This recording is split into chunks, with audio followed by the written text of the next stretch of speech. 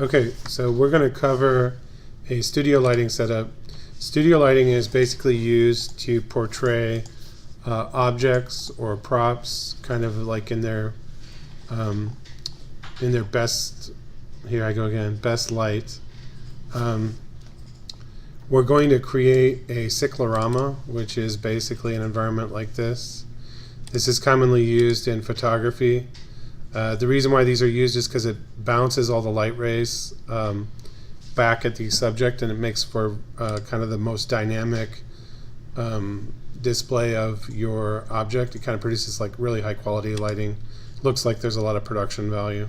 So the first thing we're going to do is we're going to build one of these, and then we're going to create a 3-point lighting setup, which is documented here. A 3-point lighting setup basically consists of 3 lights. We have a key light, which is your brightest light. We have a fill light, which is a less intense light that kind of fills in the shadows. And then we have a backlight that creates rim lighting with respect to the subject, that tries to that basically separates the subject from the background and makes it look more dimensional and dynamic. I've got 2 illustrations for this. One is just a top-down plan view. And then I have this other one, which is a 3-dimensional view. They're both basically the same setup, and I'm going to show you how to set this up inside of Maya using Arnold and come up with a pretty decent lighting setup so that you can present your stuff as professionally as possible and then put it in a portfolio and try to get an internship or contract work or whatever you're going to try to do after this class. All right, so we're going to come into Maya. And the first thing I want to do is make my cyclorama. So the one that I like in the computer is I like to use a cylinder. So I'm going to start with a cylinder, and I'm going to come in here to the construction history, and I'm going to change the caps here to 0 so that it's got a nice flat floor. And then I'm going to scale this guy up. So in terms of how big do I want to make it, it will actually be best if I make it human-sized. So if I use my 6-foot man, that is the best thing to do. So I don't actually have a 6-foot man in this folder, so I'm going to go hunt one down. So I'm going to go to the network, and I'm going to grab it from my other folder, which was, I think, the room assignment. Which was Maya, Arnold lighting, indoor lighting. All right, I'm going to grab this guy and I'm going to copy this to the server for you. So this will all be in this folder when you go to grab it at the end of today. All right, so I'm going to grab my 6-foot man and I'm going to bring him into Maya. And the reason I'm doing this is because scale is important when it comes to physical-based rendering. And Arnold is a physical-based renderer. So if we don't get our scale right, when we light our subjects, it's never going to quite look right. And so this is very important. So I'm going to move the pivot here down to the floor for this, and I'm going to make my studio about like 20 feet tall, roughly. And then I'm going to make it a little bit larger than this. I'll make it, I don't know how big this is going to be. Let's look at it from the top view. I'm going to try to make it like 60 to 80 feet in diameter. And then I'm going to lower the ceiling just a little bit. That's pretty good. Okay, so there is my sick. And I need to round the corners now. So to round the corners, I'm going to come into mesh, edit mesh mode, and I'm going to use insert edge loops. Sorry, mesh tools. Insert edge loop, and I'm going to insert a couple edges here, top and bottom, and it crunched my studio like that because I have insert with edge flow turned on, and that screwed it up. So I'm going to turn that off. I'm going to come back in here and go, okay, I want an edge here, I want an edge here, and then I'm going to go into face mode. Select the top and bottom faces, and I'm going to extrude those guys, and then I'm just going to scale them. Whoops, I accidentally moved it.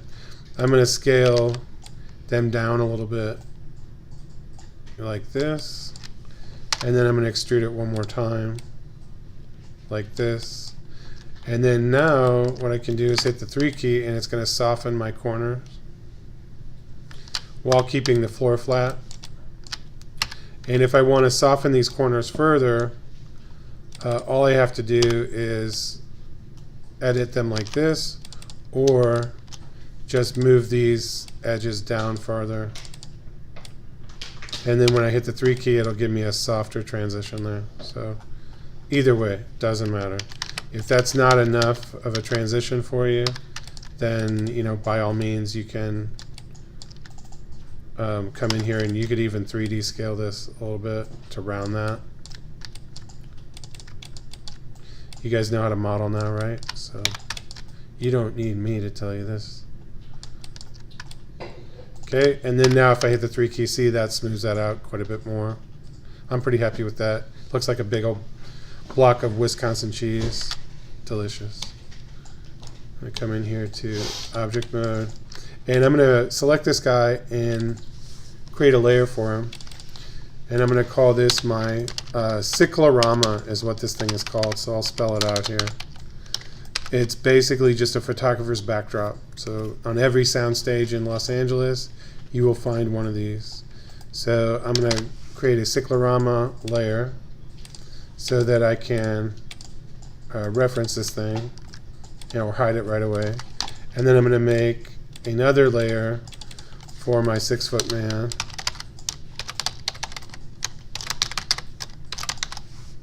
Save him. Oh crap, that was my cereal box. I'm going to borrow that.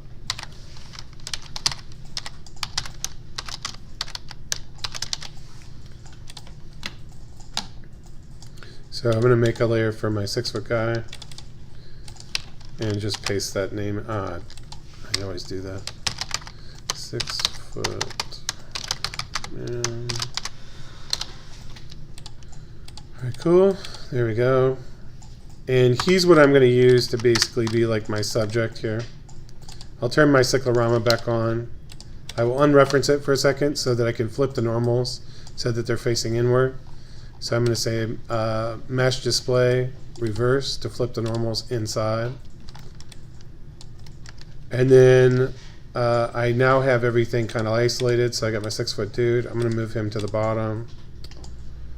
I got my cyclorama. I actually want that at the very bottom. There we go. I got a 6-foot dude, and I got a cereal box, which isn't the right size yet. And I'm going to scale my cereal box up so that it's human sized. That's the big old family size box that you can get at Costco. Alright. Okay, now I'm ready to start setting up my 3-point lighting because I have my backdrop. And if I render the frame right now using the Arnold renderer, I should get nothing. So I should just get a black frame. That's excellent because I always like a black frame because that means there's no lights in the scene. So I don't want any lights in the scene. I want to start from scratch. So I've confirmed that I don't have any lights in the scene. So the first thing I want to do in a 3-point lighting setup is you always start with your brightest light. So the reason you start with the brightest light is because if you started with the least intense light and you got it looking great, like, oh yeah, my fill light looks perfect, I'm so happy with it. And then you come in and you create your key light, which is your brightest light, it's going to wash out your dark lights all the way. So you always in lighting want to set your brightest light first and then set all the successive dark lights behind it. Otherwise you'll find yourself doing things over and over again, and you don't want to do that. Okay, so I'm going to start with my key light. The orientation with respect to my subject is generally 45 degrees off center and 45 degrees with respect to the ground. So I'm going to create a light. The type of light we're going to use for this setup is going to be a spotlight. So I'm going to create a spotlight. We haven't used these yet, so they come in very tiny. So my light, it's actually below the ground here. It's so tiny I can't even see it. So just like when we use the directional lights and they were very small, I want to go into the attribute editor and I want to go to the object display and make this thing much bigger so I can actually see it. There we go. And I want to orient this thing like this. So it's going to be about 45 degrees with respect to the subject. So I can move it over here and I can rotate it like this. But I want to show you a shortcut with these lights. If you select the spotlight and you hit the T key, that's T as in Tom, it will give you an interest, which is here, and then a manipulator for the light. And what this will do is I can point the interest at what I want it to focus on. So I'll just put it kind of like chest height or torso, midsection. And then if I move the light will stay oriented always on that interest. And so this is a big time saver, because if I don't do this, so I'm going to hit the T key again. I forgot how to get out of this. If I hit Q, it'll take me out of it. If I don't do this, I actually have to move this thing and then rotate it and then move it and rotate it, and it's kind of tedious. So I'm going to show you the shortcut. If you hit the T key, T as in Tom, you will get one manipulator for your light and one interest for your subject. And you can just hold down the V key and snap that to a vertex on your subject. And now you can just grab the other one and just pull it over here at 45 degrees. I'm going to go to my side view and pull it up here at about 45 degrees, and I'm done setting that light. Much, much, much easier. All right, cool. If I want to see how this light looks in Maya, I can hit the 7 key, which will show me a lighting preview. And we can see here that this light has a very hard edge, which is awesome in a theater performance if you're trying to isolate a performer and you want the audience to focus on just that thing. But if I'm lighting this subject and I want it to look more soft and dynamic, this is bad. So on a spotlight, we can change the softness of the edge of the light a couple different ways. The first way is we want to come into the penumbra angle, and the penumbra angle will soften that edge. It'll go either direction. So it'll go negative or positive. What's the difference? Negative will move inside, positive will move outside. They both work the same, so it doesn't matter. So I'm going to use a positive penumbra of 10, and what that's going to do is soften my shadow. The next thing I'm going to do is I'm going to use a drop-off. And a drop-off is going to make the light fall off from a hotspot, which I wish Maya would show us. Most other 3D packages will show you a hotspot and a fall off, and Maya, for whatever reason, doesn't do that. It's annoying. So you just kind of have to visualize it. So the drop-off is basically how much the light is going to decay from the center point to the outside of the cone angle, which is this guy right here. So I can spread my cone angle out here more, and that drop off is way too aggressive. So I think a good starting point for your drop off would be somewhere between like 5 and 10. So I'm going to set mine to 10. Drop off is just going to make your light feel a lot softer and more pleasing. Okay, the next thing I want to do is I want to set the in the Arnold tab, I want to set the exposure value. So I'm going to set this to say 5. I usually always start at 5. And then I'm going to go to my subject and I'm going to turn on my render frame. This shows me my render view. And then I'm going to do a test render using the Arnold renderer. And I don't see anything, which means that my lighting is not bright enough yet. So I'm going to come in here to my render view, and my test resolution, I want to do this at like 25% so that it'll update a lot faster. And then I'm going to go to my light again, select my light, and I'm going to change my exposure to something stupid. I'm going to go to like 100. There we go. And this is what I was afraid of. So my light is not rendering properly, and so I have to find out why. So let's see here.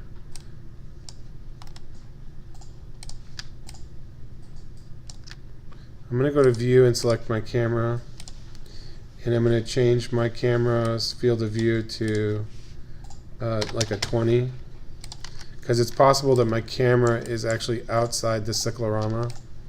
So I'm going to rule that out and re-render this. And it's still dark. Alright, let's try this. I'm going to select both objects and assign a new material. And I want to use an Arnold material, so I'm going to do an AI standard surface. And then I'm going to go into that AI standard surface, and under presets I'm just going to do a clay material,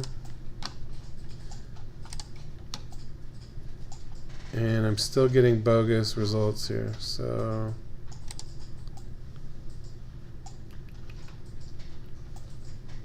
don't know what's going on.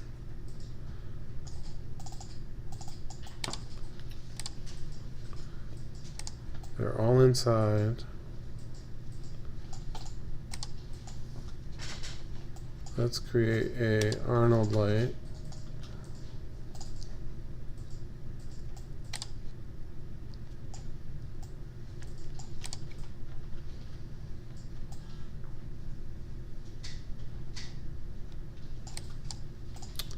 I'm starting to think that they updated the graphics card, and I'm starting to think that this might be a graphics card related issue.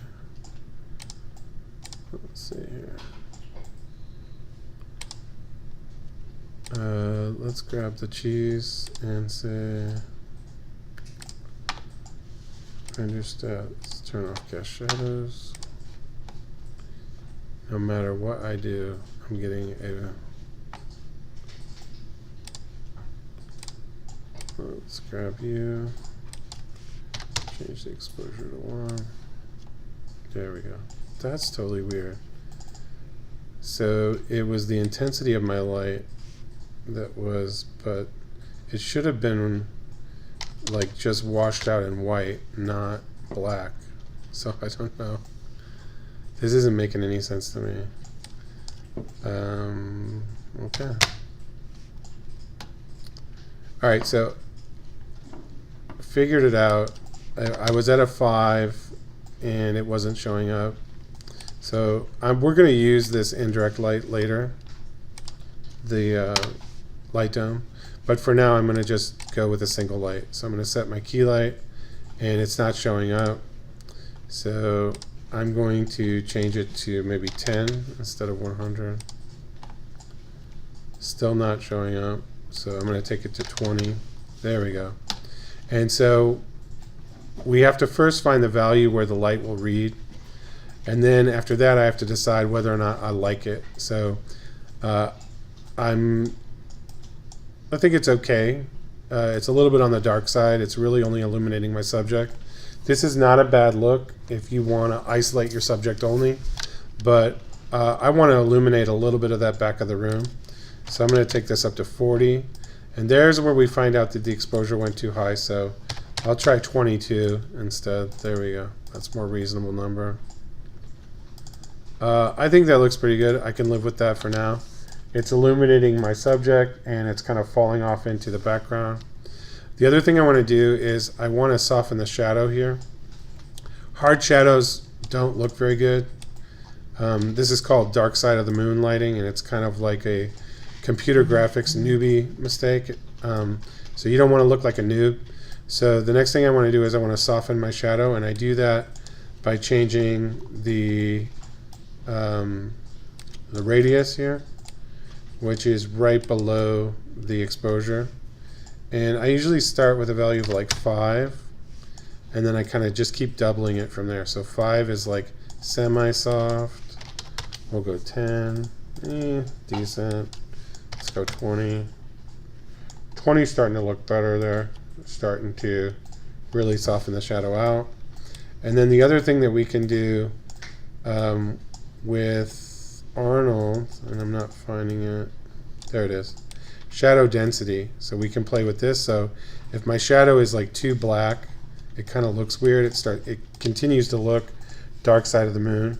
And so I can actually make my shadow a little bit less transparent. I'm sorry, a little bit more transparent, which will make it a little bit more pleasing. And so I'm going to maybe set this to like 0.75 to put it in between. Okay, so I have my key light set up.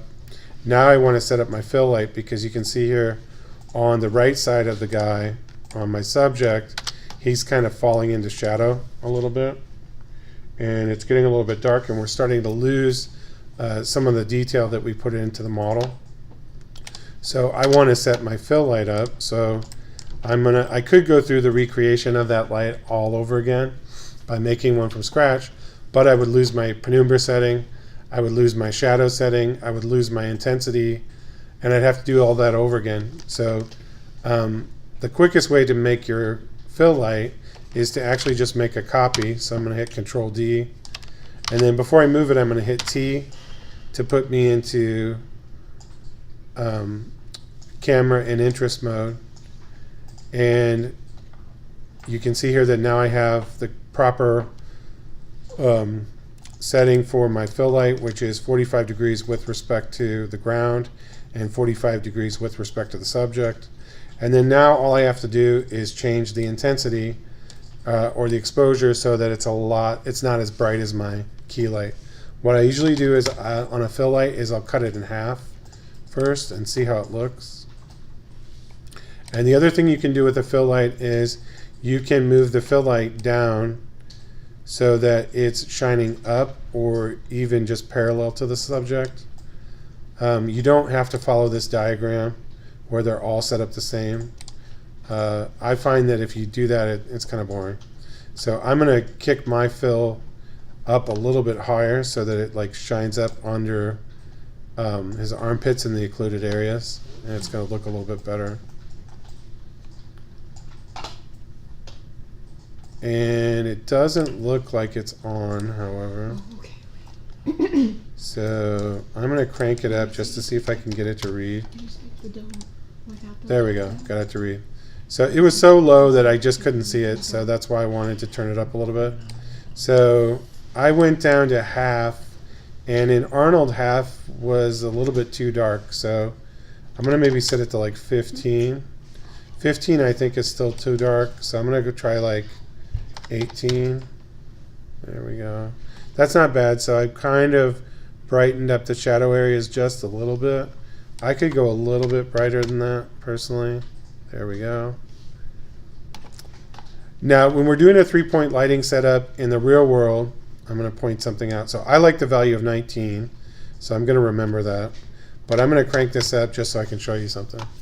So in the real world, if I'm a photographer and I'm lighting a scene using 3-point lighting, I have an annoyance where I'm going to get shadows on every single light I create. And photographers will go through great lengths to basically hide shadows on non-key lights. So sometimes they'll use multiple shadows, but a lot of times it'll be like, I just want one shadow, and then on all my other lights I'm going to try to diffuse them out to the point where they don't cast a shadow or whatever. And so we want to do the same thing. So what I typically do on my non-key lights is I do want them to throw a shadow because it creates dimension in the scene, but I don't want that shadow to be readable. So what I want to do here is I want to grab that shadow radius and I want to keep cranking it up until the shadow kind of just obliterates. So at 40, that's not bad. I'm going to go to 80.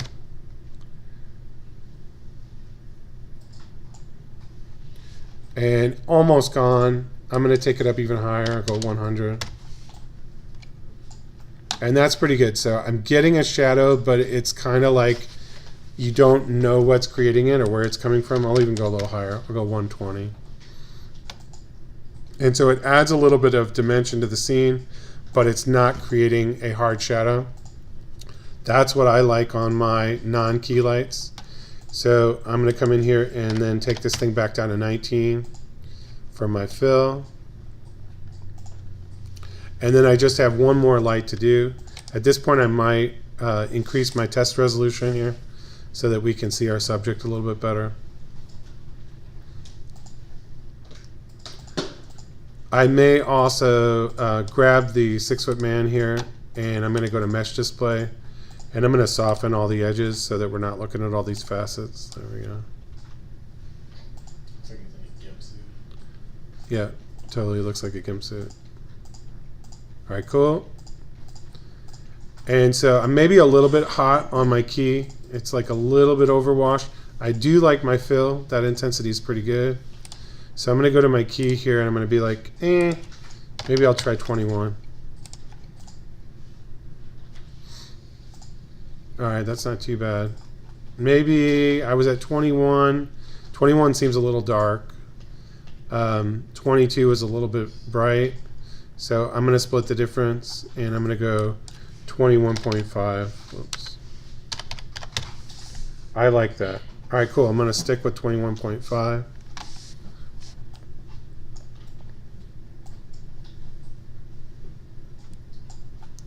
And then the final light I want to do is the rim light or the backlight.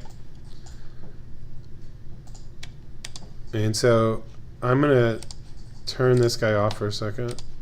And then same deal, I'm going to take my, this time I'll use my fill light because I've already set the shadow softness to where it's almost obliterated. And I don't want my backlight to have a hard shadow. So I'm going to duplicate the fill light here, Control D. I'm going to swing it around to the back. And for this one, you kind of have total freedom for how you want to place it and where you want to place it. So you can use the preview here. See that rim there? To kind of set it up. You can also have multiple backlights if you want to. So if you want to like put another one down here to shine at the legs and the side of the body, feel free to like do as many of these guys as you want. But before you do that though, you should set the intensity right so that it reads and rendered. This little 7-key preview is a hardware preview. So if it looks good in here, that doesn't necessarily mean it's going to look good in an Arnold render. You always have to Arnold render it to see how it's going to look. And then we get this little annoying blip here, which is basically a reflection of the light in the surface. And so I think there's a way to fix this. I got to look here real fast. Okay, so I'm getting my rim light, but it's doing this annoying thing with the floor. So we have two ways we can fix that. We can kind of orient the light up off the floor so we can try to keep it from making that reflection. Or the other thing we can do is we can actually go into the light itself and we can tell it not to emit specular. So I'm going to go into the light here and trying to find it. There we go. I can come into the specular setting under visibility and I can take that all the way down to 0. And now it will not render the specularity. So photographers wish they could do this. It's called a grid. What's that? Yeah, you put a grid in there and it'll kind of soften it up, but I'm going to bring it back just a little bit, so I don't mind just a hint of it.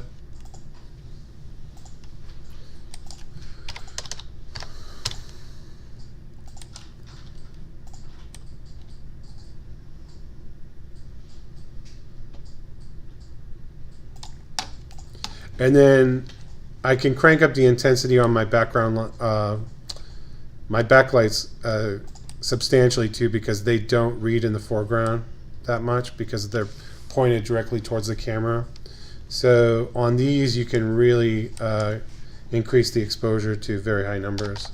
So I can try like a 25. So see how I can really get that rim to blow up. And if I do that, I probably now need to go into my specular here and just take that all the way out. And now that whole side of the guy's face is illuminated. You could go higher, so I'm at 25. I could try 26. There we go. That's a little bit bright. I think 25 was about as bright as I would go. Okay, and so now we have our 3-point lighting. We've got our key, which is creating the shadow. We've got our fill, which is brightening up the shadowed areas. And then we have our backlight, which is creating this rim light on the side of the head and the side of the body and inside the leg there to separate the subject with respect to the background. The other thing I want to do is we should never leave a light 100% white. So here's where you could actually play with this a little bit. I'm just going to set mine to kind of a standard incandescent, just because I think that looks okay. It's always kind of soft. And then the backlight you could change to a different color if you wanted to. So I'm just going to see how this looks with all of them the same. So if I wanted my backlight to be something complementary I could set it to a softer blue. If you want to go up the Kelvin scale that you showed us earlier, in Arnold, it says it asks if you want to use temperature. Yeah, you can. Okay, that's fine. I'm going to continue though to use just the RGB because I think it's easier for everyone to understand. All right, so we have this guy. There we have our 3-point lighting setup. This looks pretty good. The only thing I don't like is I use that clay preset, which I don't mind the clay preset for you guys, but I don't like the color. The color's awful. So I'm going to come into that material and say material attributes, and I'm going to change the color to just be a medium gray. And you have to change the color for this clay preset in 2 places. You have to change it in the base, and you also have to change it in the subsurface. So I'm going to change those both to gray, and then I'm going to re-render this. There, I'm going a little bit theatrical with this to kind of overdo it with the blue light in the background. It's a little bit too blue for my taste, so I'm going to go into that guy. And I like it, but I don't like it totally saturated like that. So I'm going to desaturate it a bit.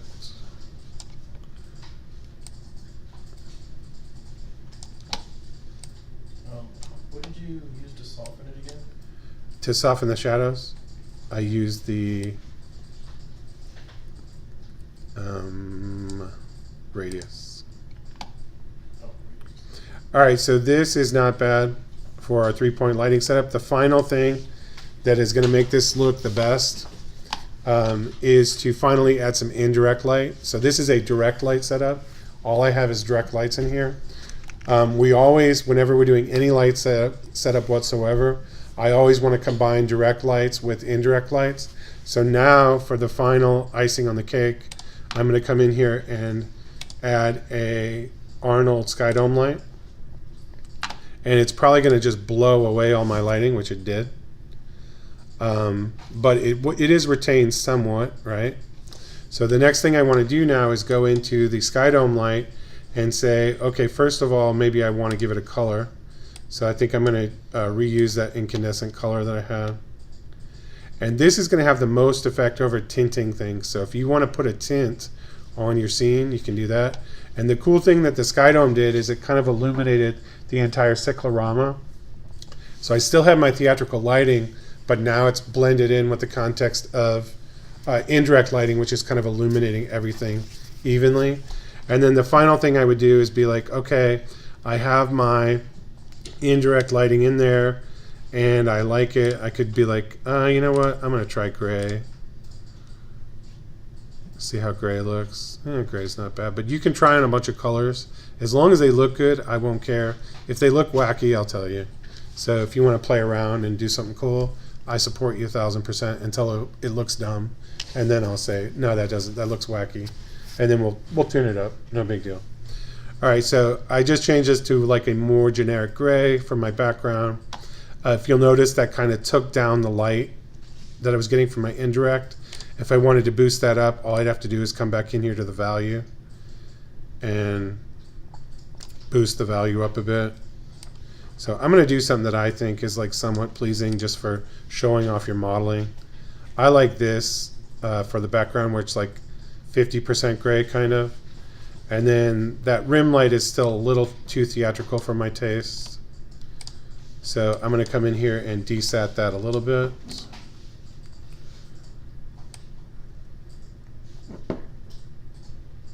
And then now that I destatted it, so it's got a little bit of blue, which I think is fine, but it's a little bit too bright. So now I'm going to come in here and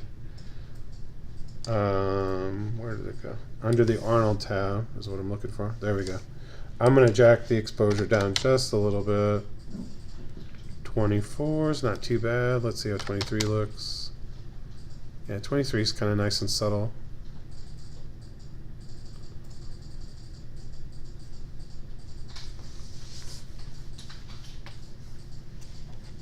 I don't know. 23.5. There we go. That's not bad. And then another thing that I would do is this clay material that I'm using, the preset, which you guys could go ahead and use for all your models. The downside to it is it's a hair on the reflective side for my taste. So the reflections are like a little bit too pronounced. So the other thing I want to do with that material is I want to select it, and I'm going to go into the specular, which is the reflection, and I want to increase the roughness. So I'm going to take it up to like 7, and that's going to blur out that specular reflection and make it look a little bit more matte. That's maybe a little bit too far. I'm going to go 0.6. Oh, I like that. 0.6, so it's getting reflections, but it's blurring them to the point where it'll show the detail of your model. It'll show some of the subtle sculpting that you've done, but it won't be so obnoxious that it starts looking plasticky. And this is kind of a soft, nice look. I'm happy with that. And so this is kind of, if you want to just use what I did here, knock yourself out. I think this is a pretty pleasing lighting to show your model off. If you want to embellish this and get my opinion, I will make sure you don't do anything too wacky. So you can go either way.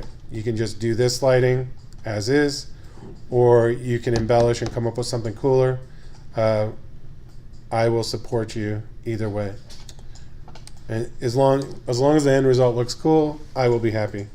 All right, so this is the lighting setup that I want you guys to use for your head and hand models. And then from here we do our final renders at full resolution. So I'll go over that one more time. Full resolution will be accomplished by going to Render Settings, Common tab, and we're going to use the HD 1080 preset, which is right there. And then if I were doing a final render for my homework, I would go to View and set the test resolution to 100%.